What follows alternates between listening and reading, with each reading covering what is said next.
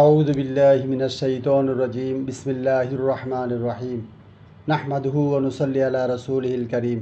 সম্মানিত শ্রোতাবিন্দু, আল্লাহ রাব্বুল আলামিন পবিত্র কোরআনুল কারীমে কাফেরদেরকে, মুশরিকদেরকে এবং মিথ্যাবাদীদেরকে বহু জায়গায় তিনি সরাসরি ধ্বংস কামনা করছেন, সরাসরি অভিশাপ দিয়েছেন বহু জায়গায়। আমি এখানে কয়েকটি জায়গা উল্লেখ করব। 7 ফাওয়াইলুল লিল কাসিয়াতি কুলুবুহুম মিন যিকরিল্লাহ।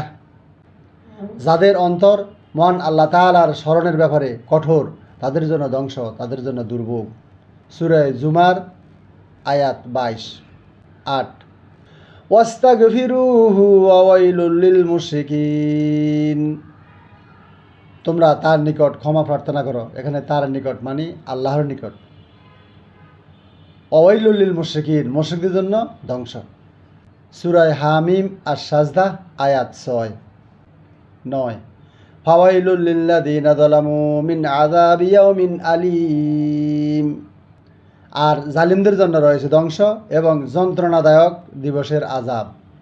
10 ওয়াইলুল লিকুল্লি আফাকিন আথিম।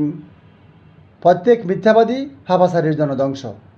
সূরা জাসিয়া আয়াত 7। 11 ফাওয়াইলুল লিল্লাযিনা কাফারু। অতএব কাফিরদের জন্য ধ্বংস। সূরা জারিয়াত আয়াত 60। 12 ফাওয়াইলু ইয়াউমাইযিল লিল মুকাযযিবিন। সেদিন মিথ্যাবাদীদের জন্য ধ্বংস। সূরা তুর আয়াত 11। 13 ওয়াইলু ইয়াউমাইযিল লিল মুকাযযিবিন। সেদিন মিথ্যাবাদীদের জন্য দুর্ভোগ। সূরা মুরসালাত আয়াত 15।